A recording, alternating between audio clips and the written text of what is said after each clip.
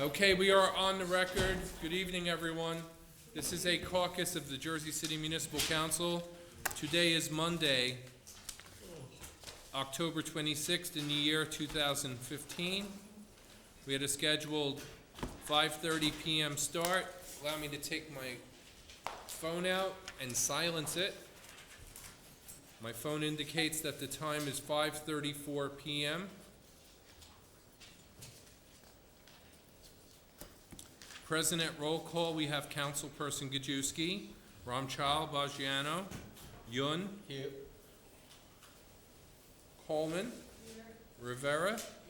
And Waterman. Would you kindly give this to Councilperson Coleman? Oh, yeah. Thank you. We're missing Councilperson Osborne and Council President Lavaro. Take it away. Okay. Acting. Council President Pro Tem, I should say. Welcome Councilman Ramchal Chico back. We know he was ill. Welcome back, Chico. Okay. I was trying not to miss a meeting. Yeah. In my term, but unfortunately I was sick and I haven't missed a meeting. I'm still not feeling well. Okay. All right. Well. And also, my grandmother passed away. Oh, I'm sorry to hear that, Chico. Sorry to hear that. Sorry to hear that. Well, Michael Markman, you said you would need a minute? Come on. And then.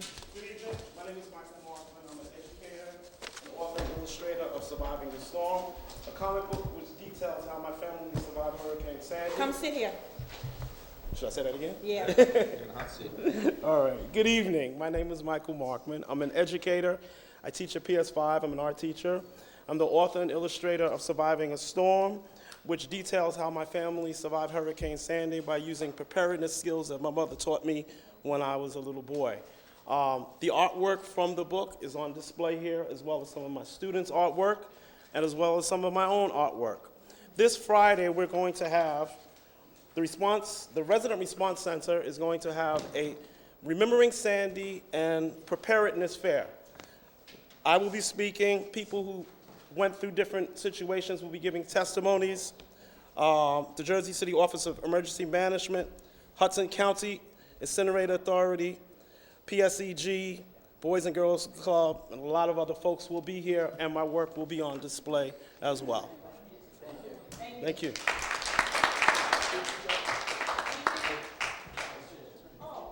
Yeah. I have another meeting to save the rest of our,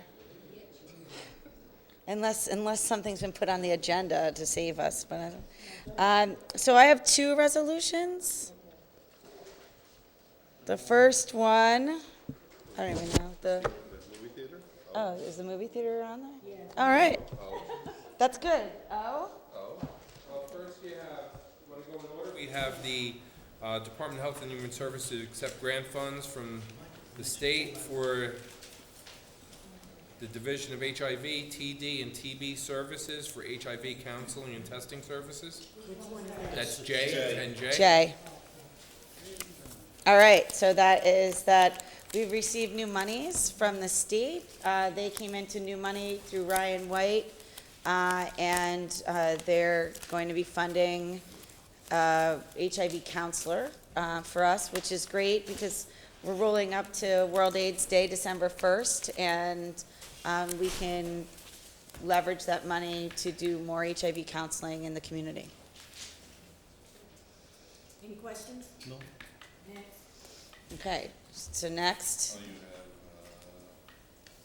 You have the L. No, it's not you. I have.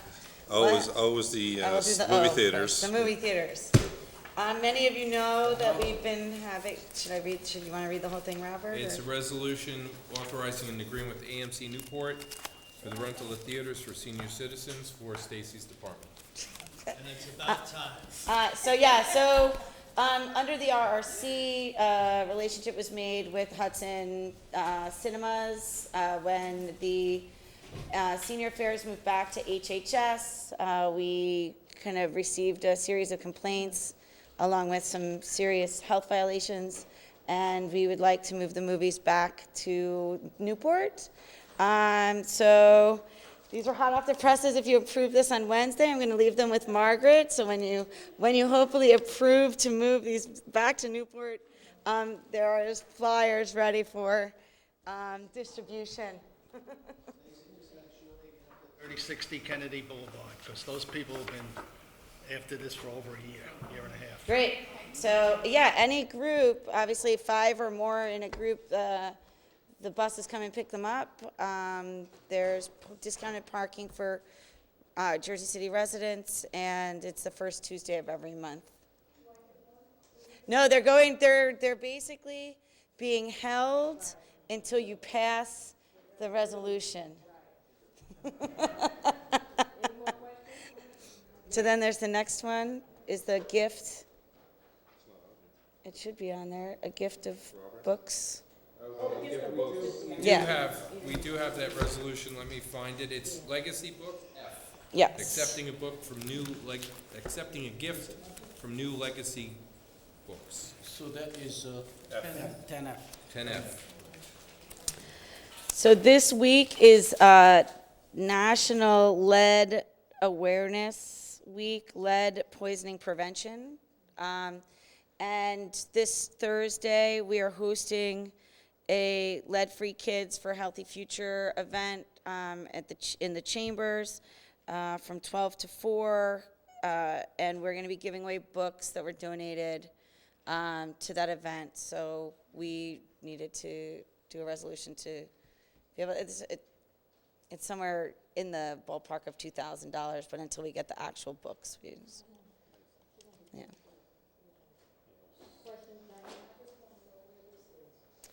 I have them ready to. But I don't have one, so I want one too. Yeah, I just passed them out, but I have a whole stack of them behind me. So I will hand them out. Here, there's 2 more. Oh, yeah.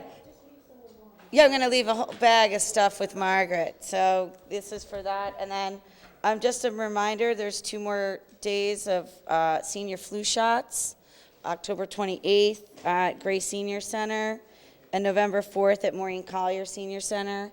So I brought some of those flyers. All these things I'm leaving with Margaret to put in the council office, along with the Senior Citizen Service Directory that was inspired by Councilwoman Coleman. She called my office and was looking for something, and let me tell you how easy it is to put together that much information across the city. So if anything is incorrect after the 7th time that we reviewed it, please call my office and somebody will me back.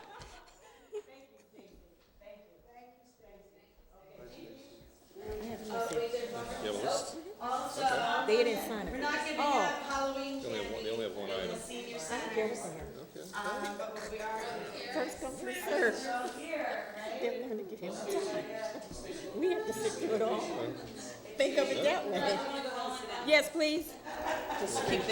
Yeah, because she's passing out goodies. Passing out goodies. 10H. Michael. Yes, Michael, sir. you have a question for Stacy? We pulled. We pulled with the council, with the city Stacy. clerk on Friday. Stacy, Michael have a question for you. Okay. What was the last time? The last one was a sample that we gave out like 2 months ago. Yes, it's a sample, because a lot of phone number was, Okay, so if you can review this, because several people reviewed this across the city, if there's an error that you find, please let me know. okay, because the last time was, has an issue. Okay, did you let me know about the Yes, I issue? will. Because What if is you it? did, I corrected it.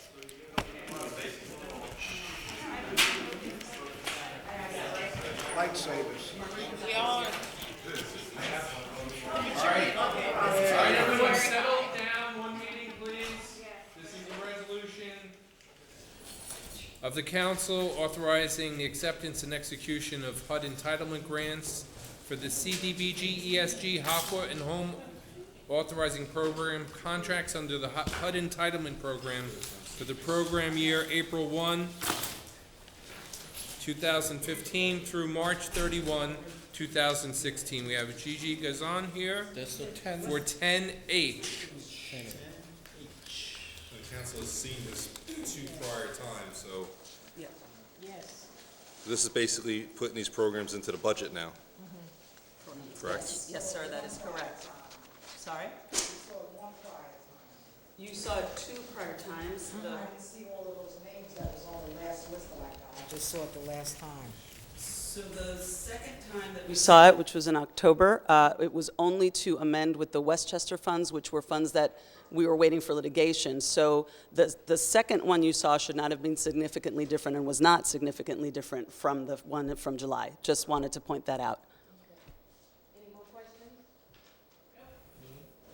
Do you have another one, DJ? No, I have that one. That's That's it. Thank yes, you all are lovely. Thank you so much. Mark?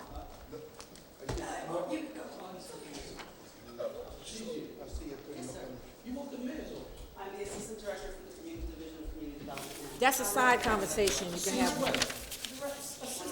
Yeah. Yeah. Can we get it like this on the first go around every time we get it from now on? Thank you, I appreciate that. Thank you. Okay. What do you get for him? Go ahead, Mark. I will always be close to the mayor's partner. We'll start with Duncan Hardware, I guess. Thank you, everybody. 10N, M as in Mary, and N as in Nancy, for Mark. It's an open-ended contract for Duncan Hardware for various supplies that we use to maintain our city buildings. There are 126 different items that we purchase from Duncan Hardware. This was previously bid, and they're exercising the option to renew it. Any question? Next one? Next one. And we're buying trees. Yes, this is with Diaz Glorious Nursery. Trees, Diaz Yes. Nursery. Yes, we have a contract for $105,000 Down in. to plant trees throughout Jersey City, to our parks, for our homeowners application. We have a spring planting. We actually this year have a fall planting.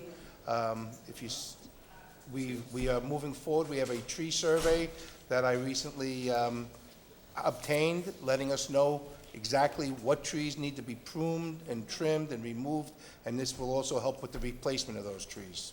Are they gonna clean out the sewers? Are they gonna take care of the people's pipes that are broken by the roots? Well, at this time, we know which trees to put where, so I talk with Brian Weller all the time about trees, and so when we plant our trees, they'll be successful. One of the biggest problems we have in Jersey City is, and Brian is here, so he knows better than I, after we plant the trees, they don't survive in the first 2 years.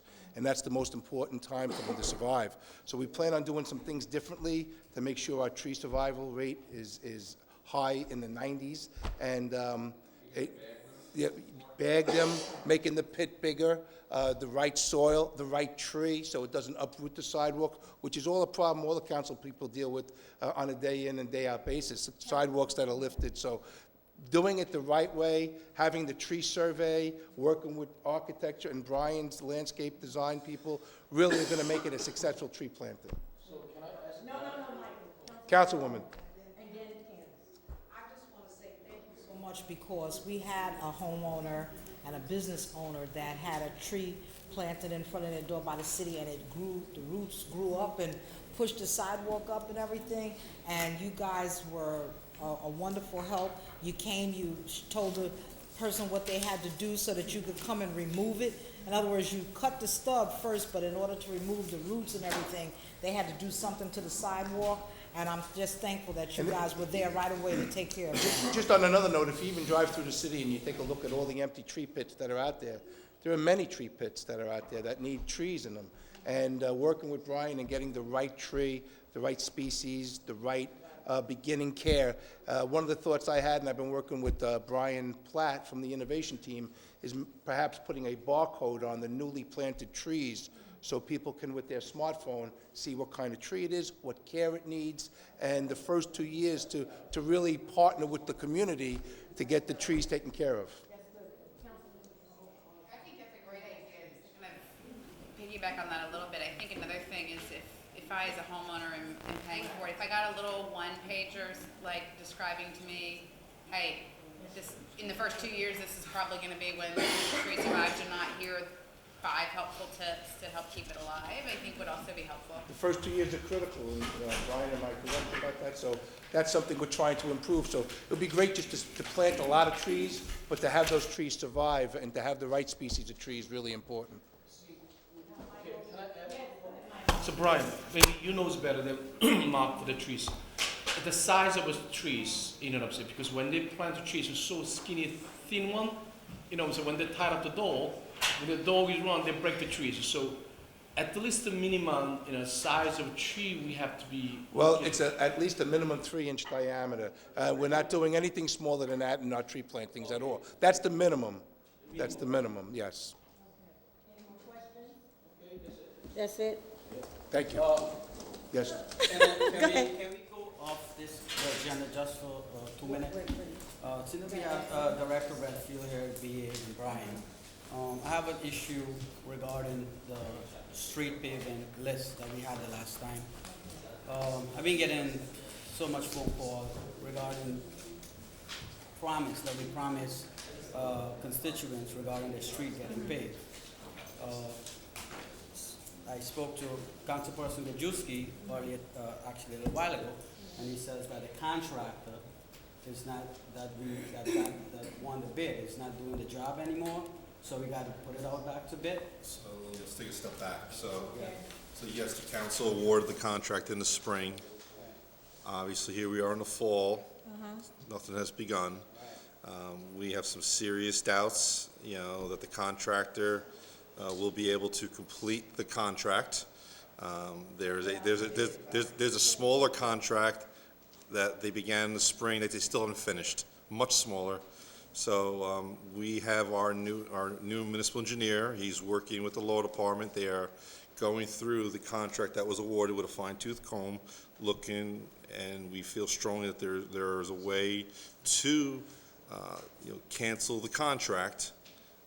It'll probably be coming to the council in the next meeting, we hope, for an ability to perform the contract.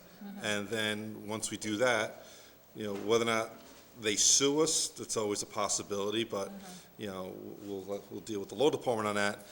But then it's our intentions to rebid it out over the winter time. We want to split the contract to multiple vendors instead of one. So come springtime and the weather breaks, we will be able to address the concerns, the street concerns throughout the city. So I wanted to add to that the BA and the director of DPW correctly assigned staff to investigate the situation and to document the failures. Just because CACO brings up a legitimate concern that when you terminate these contracts, it creates huge exposure for the city. We went through this at Vincent's Pools, and we've gone through this a couple other times. And so it's unfortunately takes time. Even though we've really known for the last several months that this contractor wasn't living up to their end of the expectation, they had to start documenting the issues, making requests for them to catch up, coming up with remedial plans. And once the contractor fails to do all of that, we'll be in a position then to terminate. All right, so one,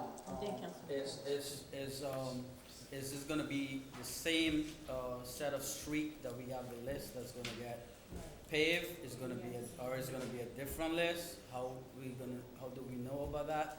What's going to happen there, and how the constituents is going to know what's going on? Can we put it on the city website? We're sorry for blah blah blah regarding street paving, inconvenience. We can probably make a generic statement. We don't want to do it until we've addressed it. Council, right? So we can't cancel. Absolutely. Yeah. Councilwoman Coleman. I just want to make sure that I'm understanding, this vendor that we're using, this contractor that we're using, we went out to bid for this, and he bid, and he came in with the best bid. However, he's not fulfilling the contract agreement, is that what you're saying? Okay. He hasn't fulfilled a second contract that we awarded to him last year. He hasn't completed that one yet. So now we're able to document prior negative experience. Prior to award in the spring, we couldn't document it because the weather just gotten warm and they started working. They still haven't completed that project yet. I just want to echo what Chico was saying, because I know we spoke numerous times, and, promising people who had streets that are absolutely horrible within the ward, and they all thought they were going to get done this year. So now, it's like, if you tell them they're gonna get done next year, they're just gonna say, yeah, sure. Right. Yeah. So, That's a real problem. Yeah. Councilwoman Coleman? My last question is, because this is last year's contract that you're going out to bid, are you gonna combine that with this year's contract? I mean, I don't know if I'm saying it right. In other words, do we have to wait a whole nother year just to finish last year's contract and the new streets to be paved are not gonna There are go? two separate contracts. The current vendor has a small contract. It's just 6 streets that we had a lot of problems getting those 6 streets done. And as Jeremy mentioned, we had staff document and, give strict deadlines for compliance that the vendor has failed to live up to. So based on that, we're able to include that with our justification to, cancel, void the larger contract, the 70 streets that we've awarded. That will hopefully be rejected, voided out. We will rebid it out. We will, instead of having one vendor do 70 streets, we will have, multiple vendors doing X amount of streets each in order to speed up the process next spring. We understand the constituents are frustrated. Believe me, we're frustrated on this end. We're hearing. Lose a year's worth of streets. In other words, it's time now for us to start putting in, as the council people for each ward, it's time for us to start submitting the list of streets that we want to pave. What I would say to that is, we would be going through the capital process in 2016 with you. So while we're going through the new money request, these streets should be, already being worked on. So these streets are, They're they're locked. gonna be in that contract, Right. and the next list that we submit will Yeah, be new streets. yeah, that money's been set aside for this resurfacing project. As long as the streets are, everyone's comfortable with them in their wards, we will move forward as planned. If you need to swap 1 or 2 out, that's, we can discuss that. Yes. Okay. All I'm asking is if we could speed up the process, and if we could get something on the website or let the residents know, aware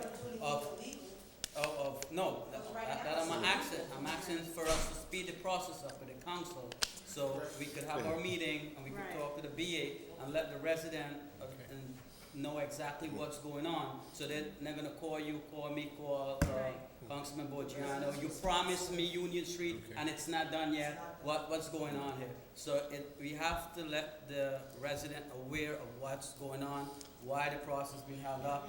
That's all I'm asking for. And last thing, the list, each of us need to get a copy of the list, and we need to make sure, explanation why the street that we give, that we promise these people not getting done. That's it.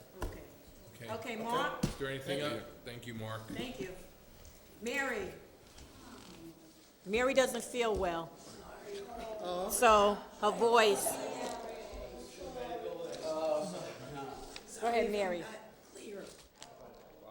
Mary, you're here for what resolution?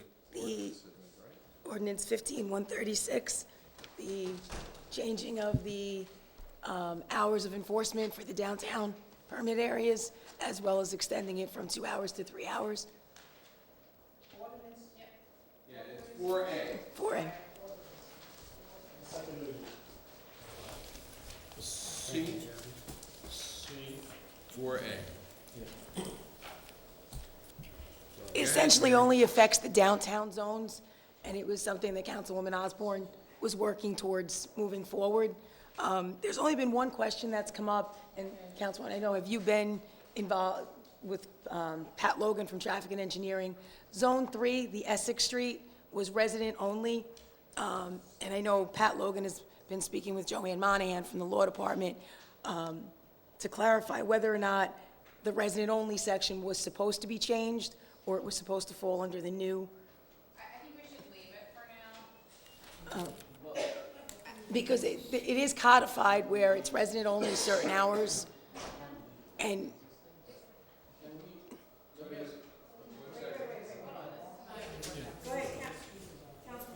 You want to say something? Yeah, I would rather handle that we would have to, as a subsequent amendment. Because we have some things that Councilman Young sent me, last week that was after this was already on that we need to get in anyways about redoing the zones.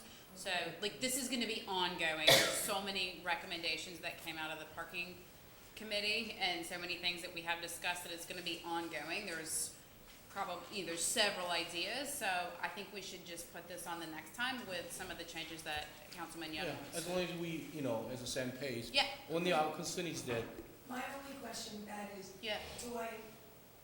to the resident-only zone that exists during the evenings and on the weekends, can I still enforce that, or is this ordinance changing the ability to do that? Because there's sections that say no change, so I don't know if it's impacting that zone 3, where I don't know if I can legally enforce the resident-only anymore, or I need to just do it this way. And that was what Joanne was. Yeah, well, we have to get some 30 for it, and we'll link it in to the current code, so if it's no change, then you'll enforce what is there. But if you need guidance as to what applies where, we'll sit down and go through it and say, this is what applies in this area of the city based on the jurisdiction carve-out, and Just because the zone 3 had specific hours for Essex Street only. It's because of the Essex, that one Essex Street. So, we'll look at it together. because I know Joanne had recommended maybe tabling it. Essex Street, yeah, Essex Street is a weird little street, yeah. Based on your new ordinance, it doesn't. It does, right. So that's where the question had come in. And We can put it on one next time and waive the 20-day. Because this doesn't take effect. I know, So, but I know Pat Logan was speaking with Joanne Monahan, and she had Yeah. suggested an amendment and maybe tabling it this. No, well, we can move forward with this and then do the amendment and waive the 20 We'll days. do the amendment within 20 days. Okay? so, That's it, Mary? can so I, will that amendment come on as a new? No, a new ordinance. A new yeah. ordinance. Yeah, so Along with Councilman Young's changes. it'll go 2 cycles, so you'll get it first meeting of November, you'll adopt or disapprove the second meeting of November, and then you'll waive the 20 days, so it'll take effect immediately at that point in time.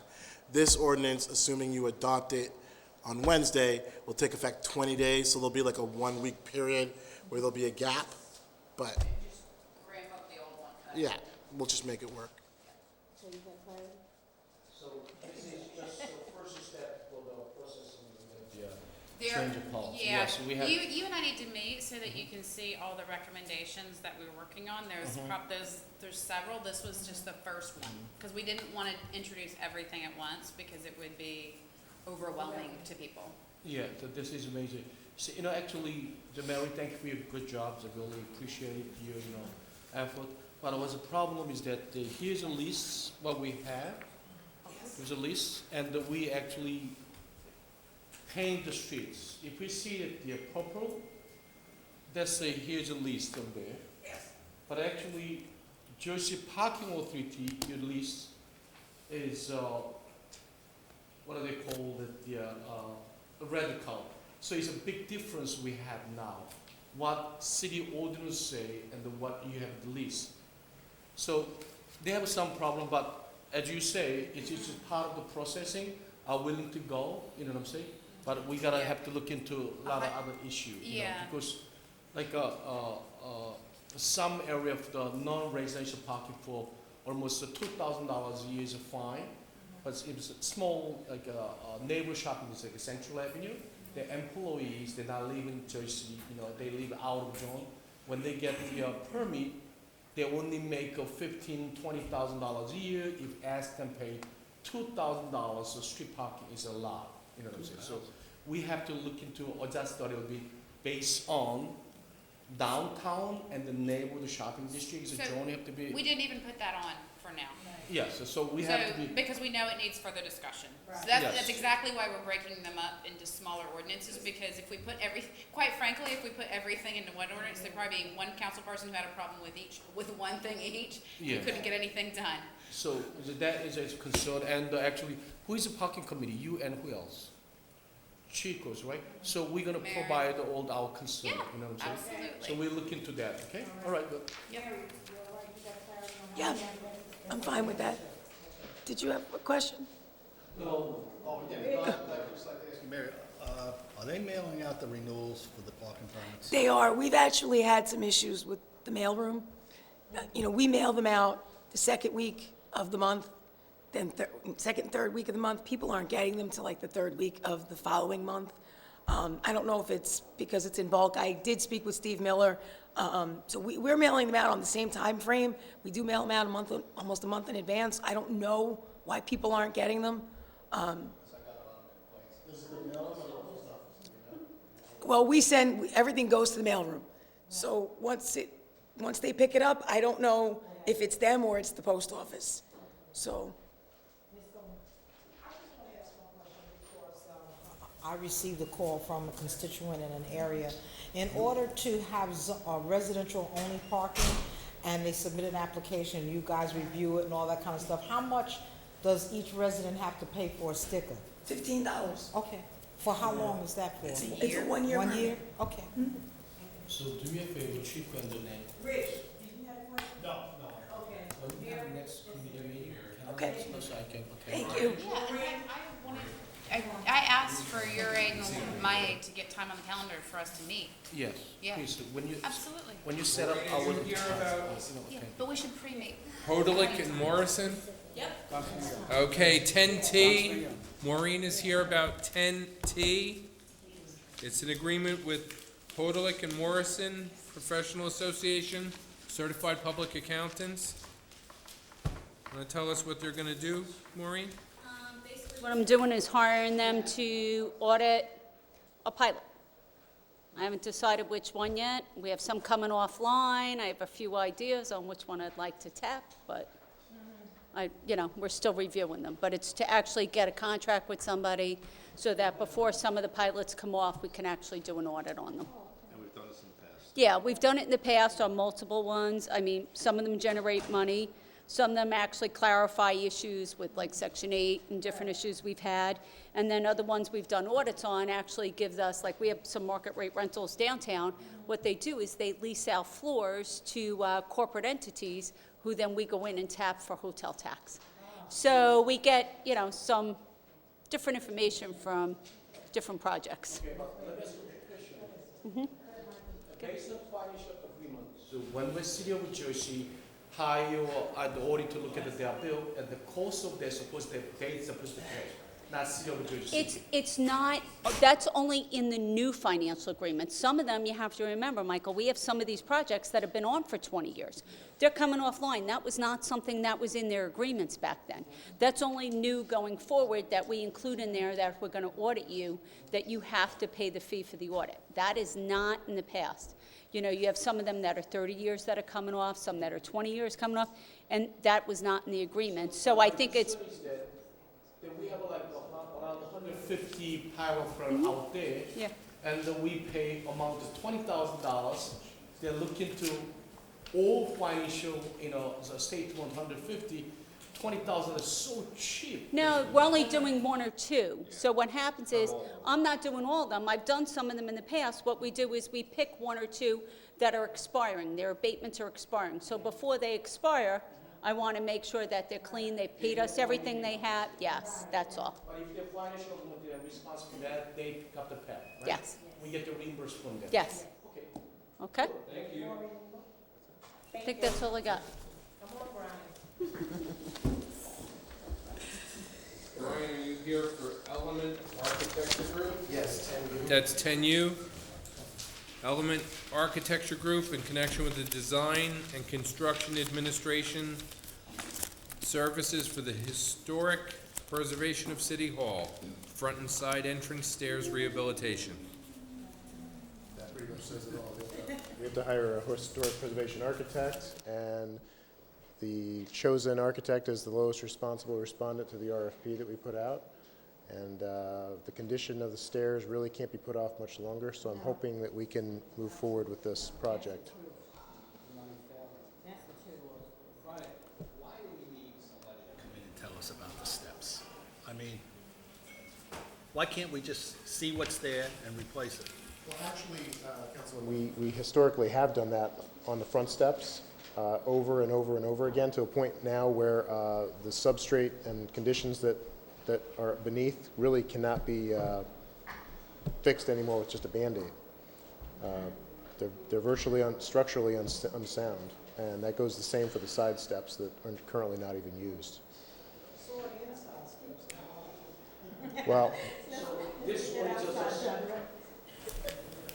Brian, this is just they do entrance for front and the back. And any other part of the studio? Just Side. the exterior front entrance and sides. 2 side steps of the building. So 2 sides. Yes. So front, Montgomery Street side and Mercer Street side. okay, so I'll do 3 entrance. Well, a lot of dollars, $7,000. Why can't we just Just have, look at the 3 entrance, right? why can't we just have a contractor come in and do the job and do it correctly? Because it's it falls under the historic preservation overlay area, it's subject to the historic preservation officer, so we have to work with him and a historic preservation architect. Okay, second is that, Houses have to do too. do we have any funding reserve, the money to reserve this because job, because we're gonna spend the $68,000 architect review our 3 entrance, but do we also have a fund for actual repairing the work itself? We did budget some funding for the initial repair, but after we see what these construction documents end up being and how severe the structural repairs need to be, then we may have to reevaluate and add some more How much money. was the last year we budgeted for that? I think about $100,000. Yes, I think 500,000.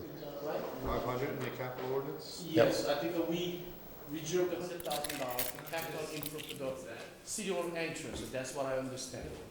So that money, we're gonna spend the $68,000 out of $100,000, right? Yes. Okay. Brian, you're talking about what's under the steps, right? You're gonna take all these steps and you're talking about what's down there in the foundation, right? Yes. All right. As an historian, what's so historic about what's under the steps? Well, it's not necessarily what's underneath. It's making it look, making sure that the finishes are appropriate to the historic fabric of the surrounding neighborhood and the building itself.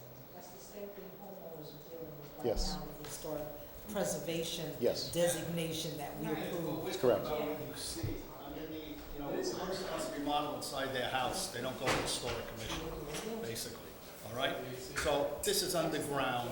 Why are we spending all this money for something that's underground? Well, actually, it's all structural related.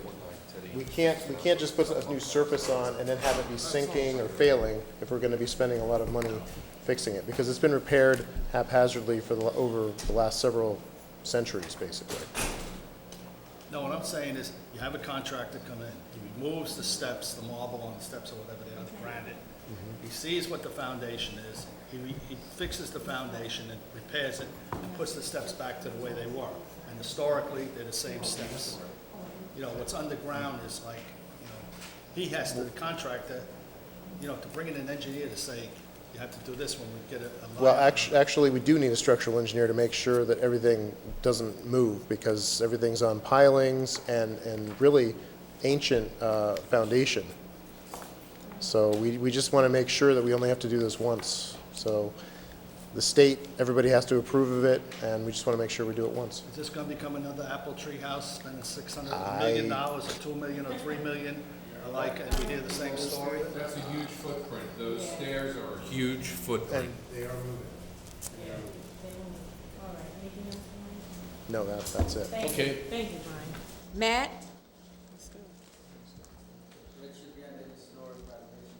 He used to be. He was. He was. Matt, are you here for 3B? 3C? Okay, Matt's here about the 3B, which is amending the zoning code, fees, deposits, and inspections. We're amending the fees, and he'll tell us more about it. All right. Nick Taylor is here just in case you have any questions that I can't answer. But right now, the zoning office or division is charging at most $150 to carry out its daily duties. And this amendment is to be very more specific and clear about the fees that division can charge for different requests that are all voluntary requests. So there is, and so there's several different requests that they can make. One is to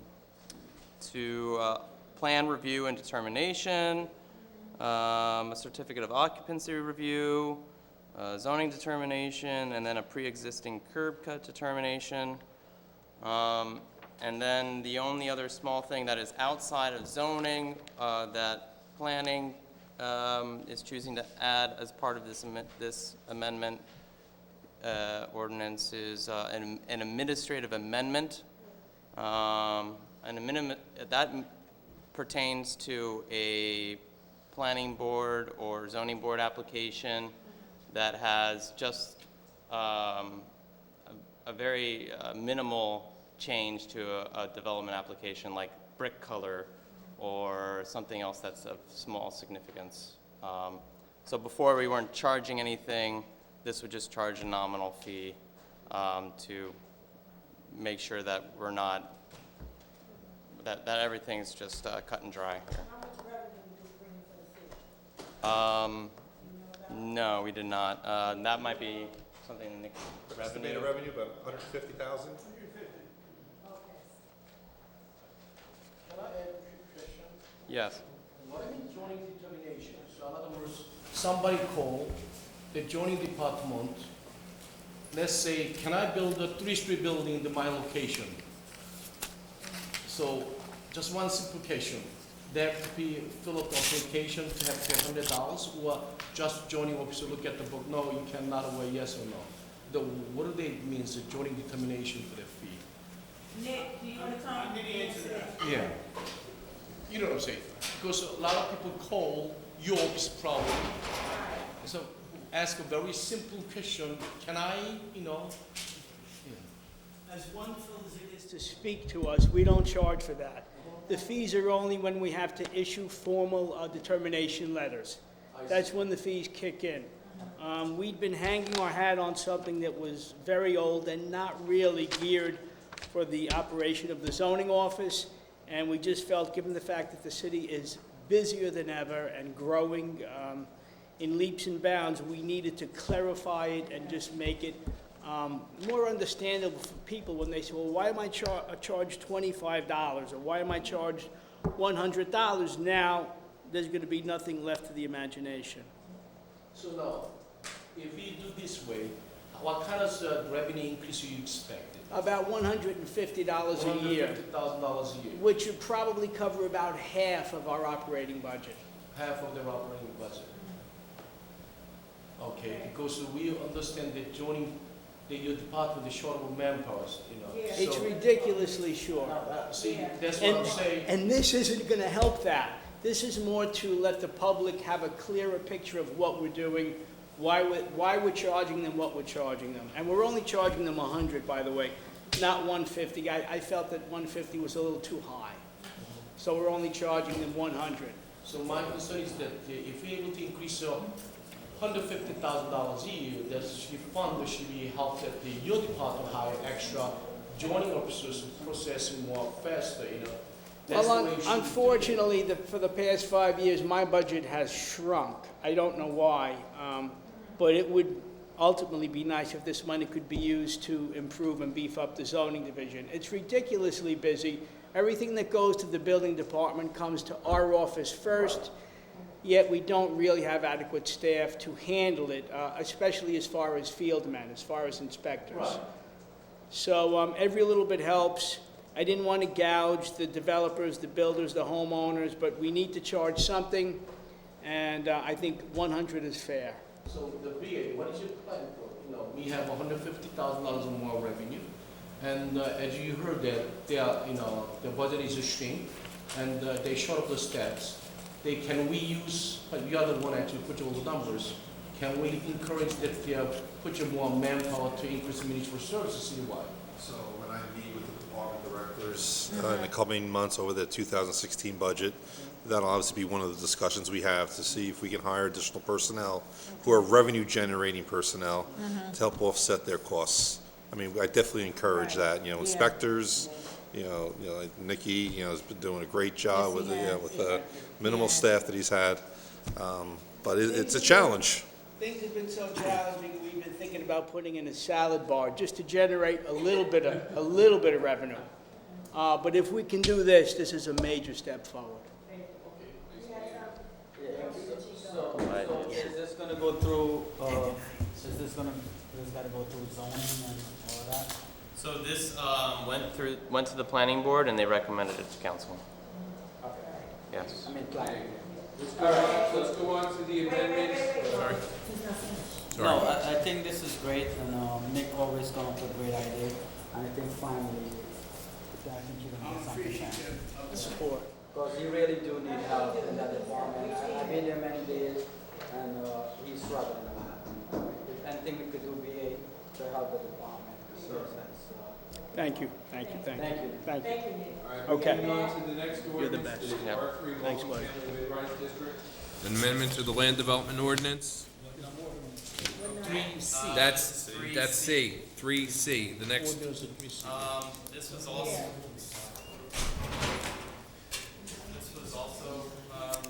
Through planning board already and recommended favorably to city council. There was, I'll start off with what preempted this amendment. If you look down halfway on that page that shows the strike-throughs, under required lot size, I'll read this sentence carefully, it's mid-rise apartment buildings are permitted on any lot 6,000 square feet or greater, provided all bulk and parking standards are met. This is in the R3 zone. The title of the R3 zone is the multifamily mid-rise district. And when analyzing that sentence very carefully, if they have one less parking spot, or if they exceed the lot coverage or the building coverage, or they're too close to the building next to them, they're automatically before the zoning board, and that makes it a lot harder to get approved. But the goal of this zone is to make mid-rise apartment buildings, so where the planning board can review a smaller deviation or variance in this zone is really the intent of the R3 zone district. So that's what preempted this amendment, and then we just did some other minor cleanup as well. Councilwoman Cole. I want to know why you took out in, wait a minute, let's see here where I am. Sure. E, where it's bulk standards for townhouses and 3 and 4 family detached housing. I want to know why you took out provided all bulk parking standards are met. Why did you take that out? Because it seems to me Right. like that should stay in. No, that's the key phrase that we're trying to strike, because so if a building is maybe short one parking space, or if they have the setback's 10 feet and they're at 9 feet, just because of the constraints of the site, that puts them in front of the zoning board, which is a much harder process to get an approval, and it may not even go forward, or it's just a more lengthy process. It sounds to me like we're going to put people before the planning board that are not meeting the criteria. In other words, you're going to No, put they still before have to, I mean, they still have to, they still have to. Well, the difference is that when it says provided all bulk and parking standards are met, this might be getting kind of in the minutia of planning, but that means that it's no longer a permitted use. What do you mean that? What do you mean it's no longer a permitted use? When you say provided all bulk and parking standards are met, the provided that statement, that little phrase, means that it's a conditional use. So there's a condition. The condition is that they meet all bulk and parking standards. If they have one quote-unquote C variance, that automatically, because of this sentence, gets transferred over to a D variance, and they have to prove that they, in turn, should be a permitted use in what is already considered the multifamily mid-rise district. So if you eliminate that, they can be one parking space short or 1 foot less, and they don't have to express that is considered okay for the planning board. Is that what you're saying? Is that what that means if we take it well, out? of course, it's up for the planning board to decide, but it is a less stringent requirement of an applicant. I think we need to stay stringent. In other words, we're having a problem already with parking. We're having a problem with people complaining about there's no residential parking, all this stuff on here trying to fix parking, and now you're gonna allow a person to not give us enough sidewalk and to not give us enough parking, and you're making it easy for them to be able to do that by striking that out of the record. I would just reiterate that because of that phrase, if you have one C variance, you're not a permitted use, and that means that we're not permitting mid-rise apartment buildings in the multifamily mid-rise district. The way Councilman Diane said, that's what it is. That's what it sounds like to me too. In other words, I don't know why, but it sounds to me like you're trying to make it easier for those multi-buildings to get into a zone that they don't belong in by giving them a break of some feet and some parking. I don't agree with that. Does making this change make it easier for a multi-unit building to get built in an area it otherwise wouldn't be able to get built in? Yes. I'm asking. No, it doesn't really. What it says is that, so the intent of the zone is to build mid-rise apartment buildings. The way that this sentence is phrased means that it makes it almost impossible to build a multifamily mid-rise apartment building. Unless you give them a break of 1 parking space or 9 inches or 9 feet. No, actually not. You have to prove that this use should be permitted on this site. That is a much different proof that you need to do as opposed to saying that 1 parking space short is a de minimis variance that you should approve because of the scope of the larger project that is being applied. Yeah, I know. It's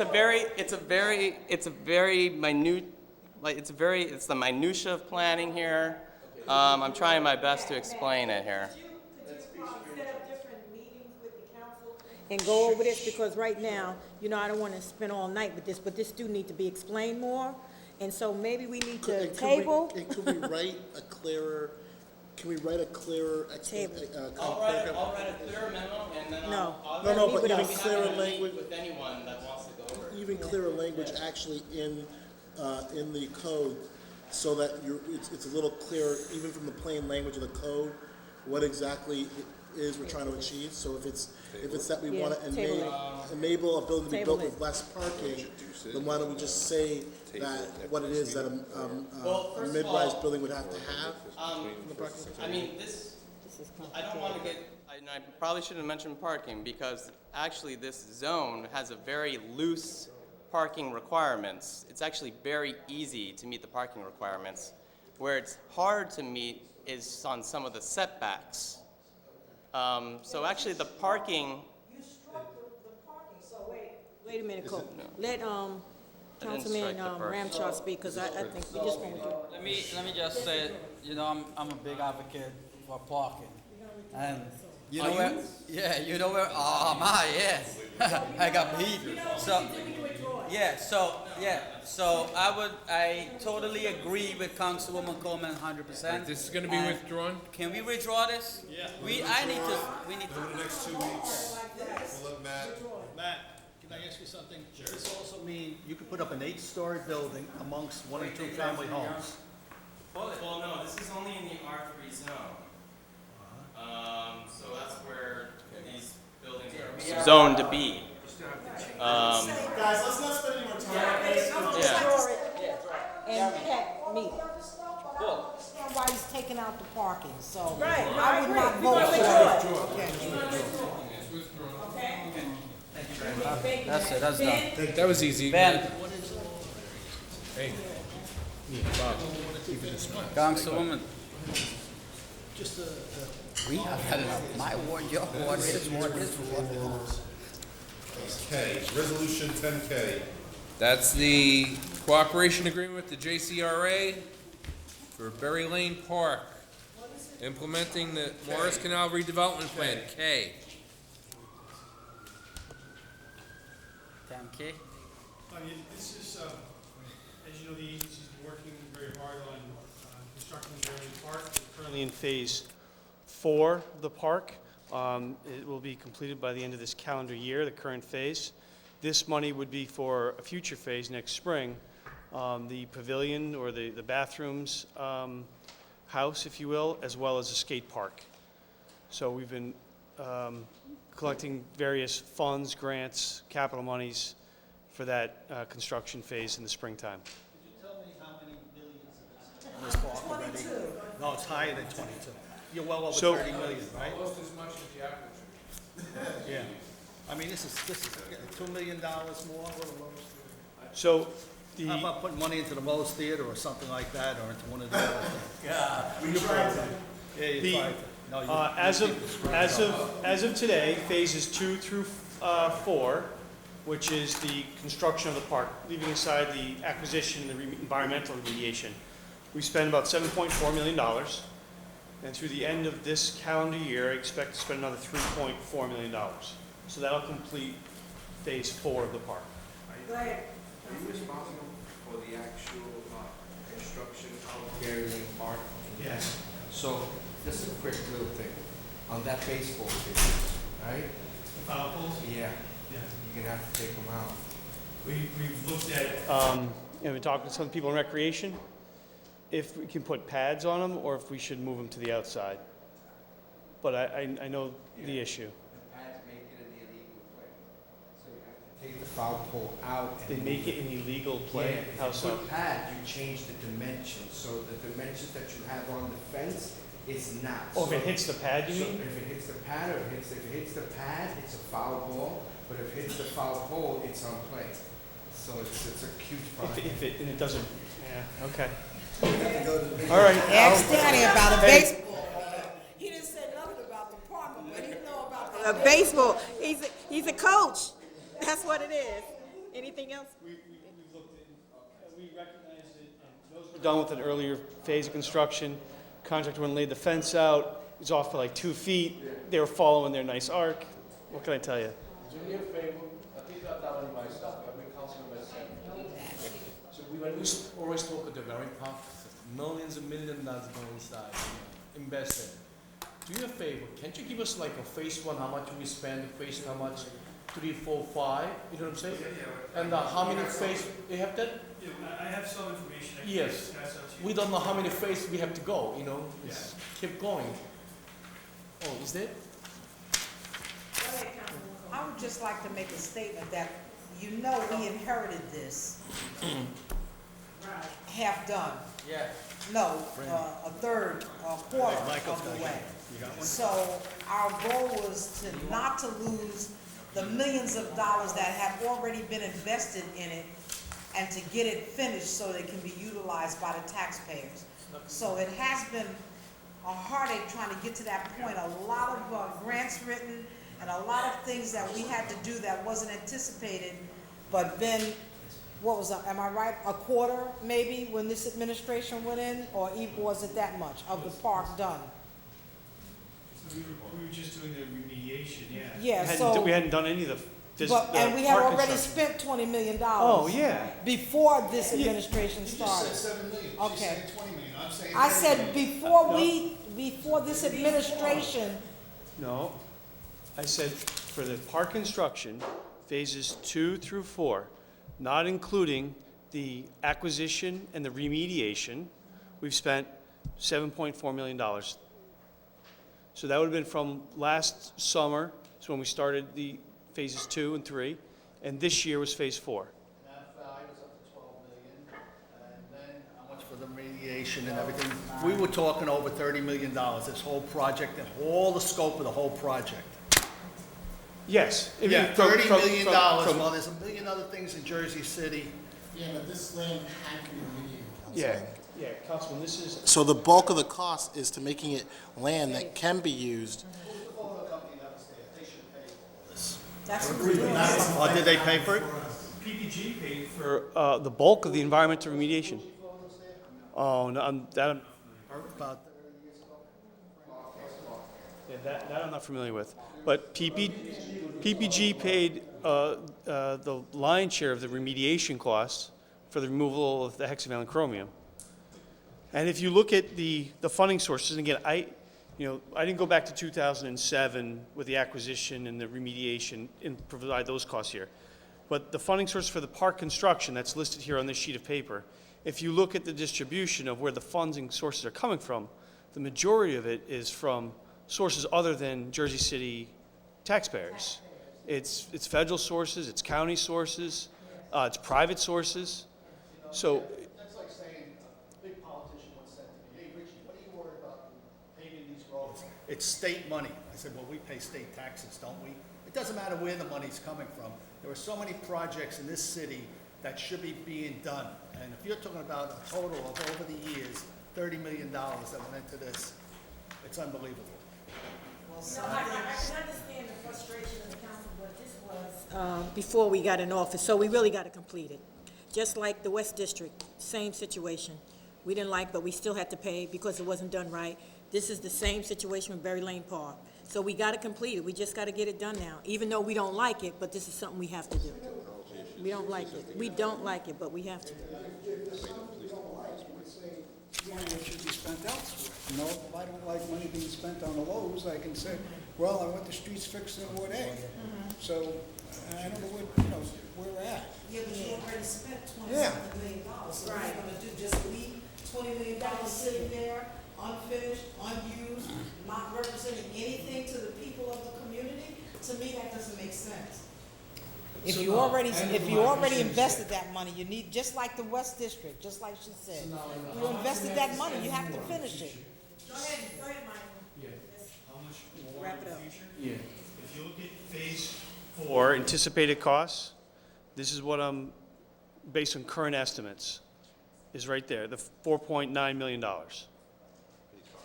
I'm sorry, phase 5, I apologize, phase 5. $4.9 million. Correct.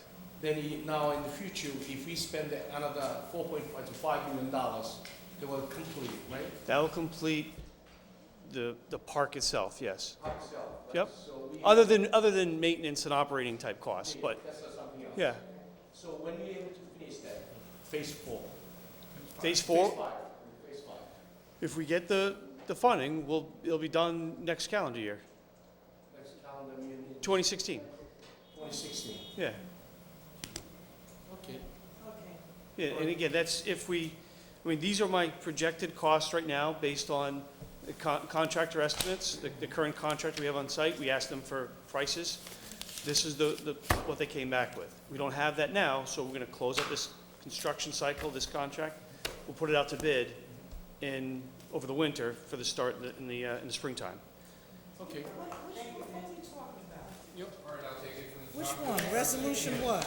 Council members, 3A is an ordinance readopting Chapter 304 taxation, 5-year tax exemption of the Jersey City Code, authorizing 5-year tax exemptions for an additional 20-year period.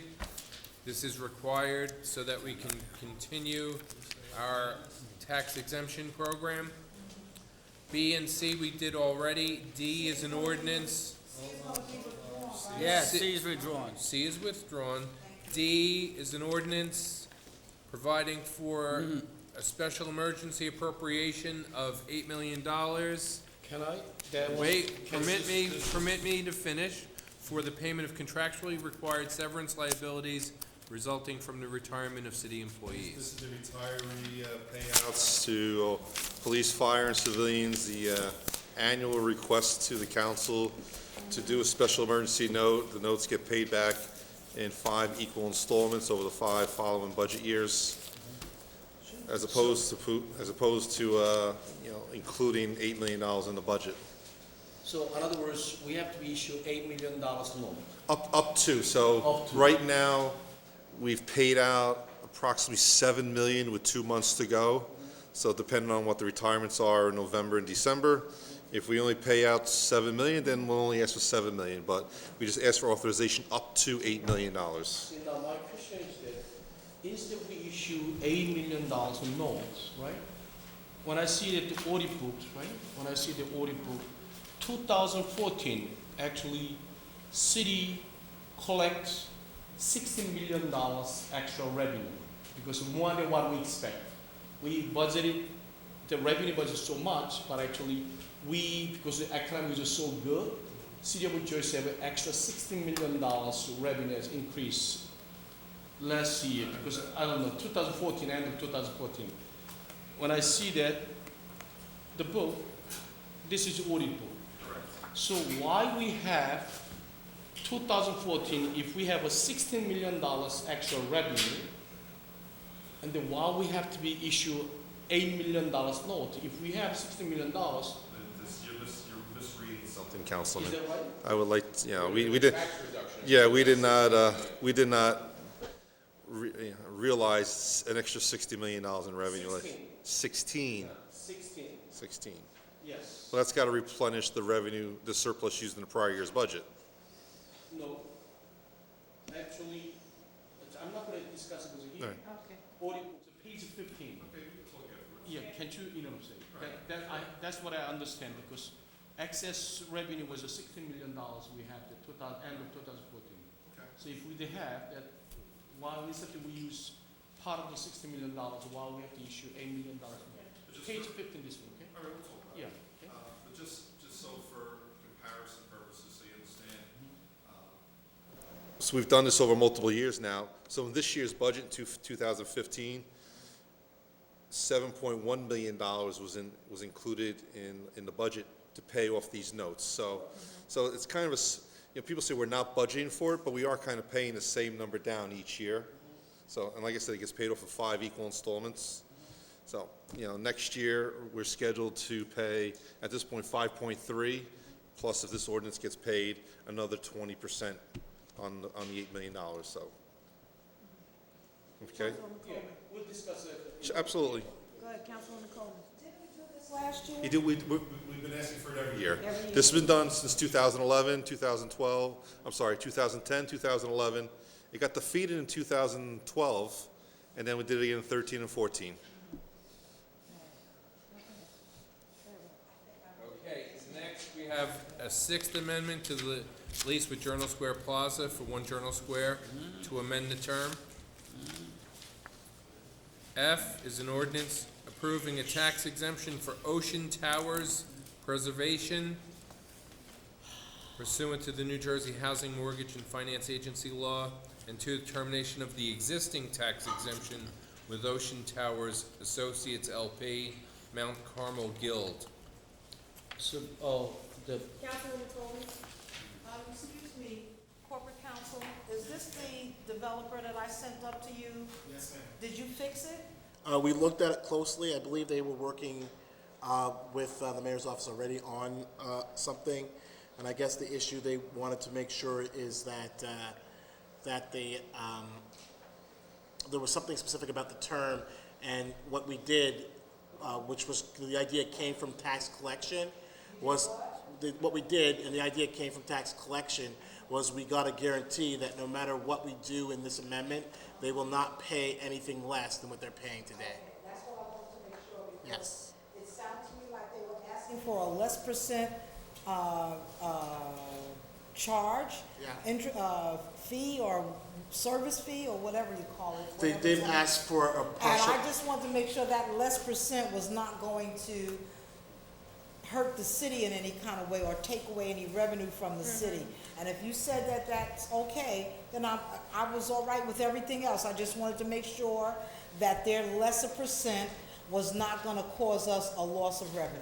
And if you say that it's not, I'm good. Maureen put forth the idea, and it's a really quite a sophisticated, smart approach, is she got a commitment that they will not, and Joanne actually to say worked on it as well, they will not get a lesser, they will not make a lesser payment than they're currently making today. Okay, that's all I was concerned about. I didn't call you. So We didn't call her, she's talking. Oh, yeah. I just wanted to say We to the going council. there. I'm not going back. I just wanted to say to the council that I met with these gentlemen, and I like what they're doing. It's the senior building on Ocean Avenue that they want to renovate while the seniors stay in their building. They're gonna come down to the,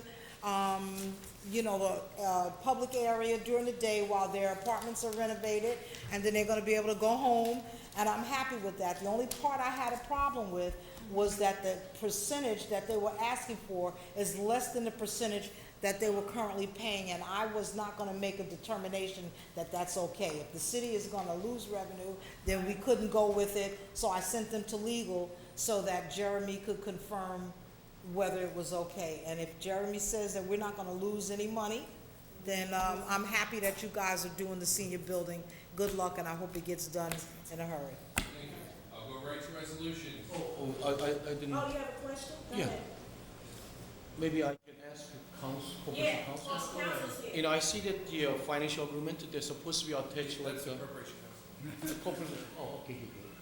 You know, they're supposed to be attached like 11 documentation, exhibits 1, 2, 3, 4, there's nothing in there.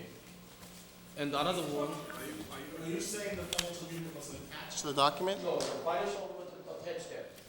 But supposed to be they show to like a projects, ordinance, application, certificate, and all kind of document is supposed to be added to documentation. It's all missing. You want, what exactly do you want? A copy sent to Section 19 is all missing. Section 19, do you have it? Quickly. I'll just tell you, those all come out of the application. So Right. they were included in the application, they get attached to the agreement.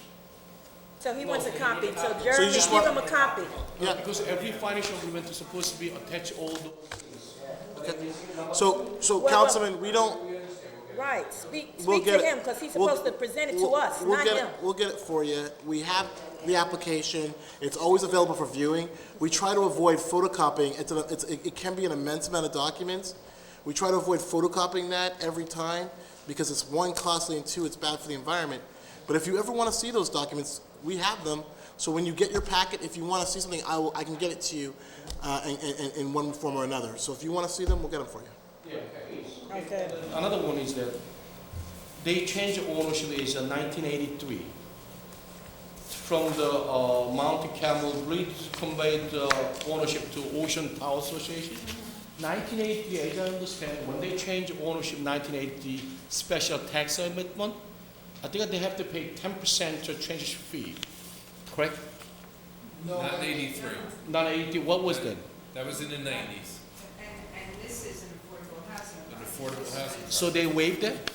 Yeah, but It wasn't in the agreement. Yeah, this was an affordable housing agreement. So you got to look at the form of agreement that actually applied to this case. Yeah. Yeah. This another one? Go ahead. Okay. This is 425 Ocean Avenue. Yes. This is a senior building. Yes, I understand. Another one is that annual gross revenue was a different way to calculate it. You know, usually gross annual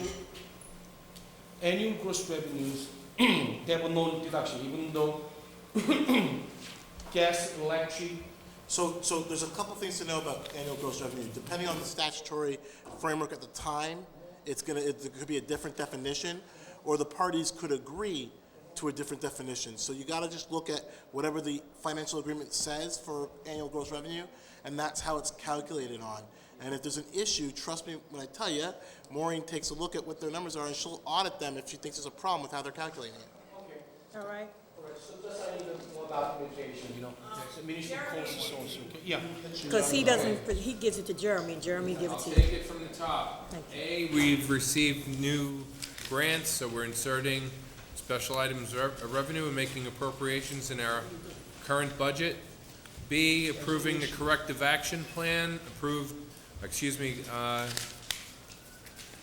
created by our CFO for the calendar year ending December 31st, 2014. C is authorizing the replacement of lost third-party tax sale certificate sold to Garden Pines Incorporated. D, we're authorizing a refund and credit of nearly $500,000 and a reduction in assessments to settle tax appeals by various property owners. E is a resolution congratulating Jesse Passantino, 2015 New Jersey National American Miss Princess. F, we did earlier with Stacy Flanagan. G, authorizing the Office of Innovation to apply for an Recycling in Public Spaces grant from the New Jersey DEP. H, we did earlier with Gigi. I is a resolution authorizing the Police Department to accept a grant award from the United States Department of Justice, the COPS grant, and the Anti-Gang Initiative. J and K were done earlier. L is the use of competitive contracting to award a contract for the operation, management, or administration of data processing services for the digitization and storage of documents maintained or created by the Department of Health and Human Services. M, N, and O were done earlier. P is withdrawn. Q is ratifying and authorizing a professional services agreement with Calcagni and Konevsky to represent Eduardo Tolosa, Robert Kakoleski, and Mohammed Akil in the matter of Roxanne Mays v. the City of Jersey City et al.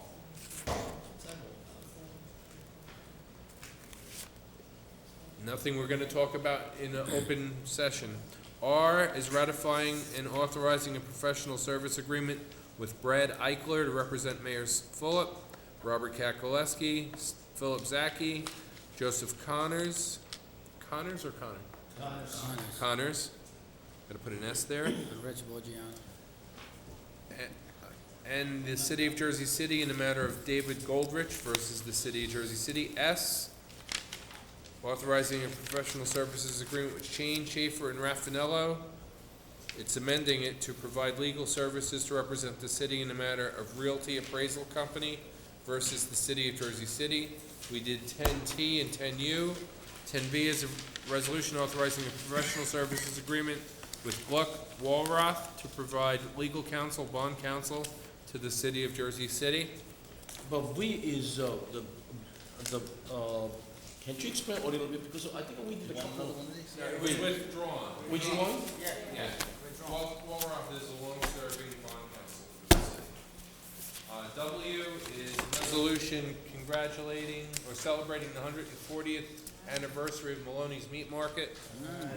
Yeah, Rich. X, Rich was their first customer. X is authorizing a letter of insurance for the Parade of Veterans and Heroes. This is a letter we're getting to the Jersey City Board of Ed to use their facilities. That's it, council members. Before we go, I just want to thank Council President for the warm welcome back. Thank you very much. And great job. You got us all very early. Thanks. To adjourn at 6:52. Motion? Motion. Coleman, seconded by Ramchal. Say goodnight, everyone. Good night.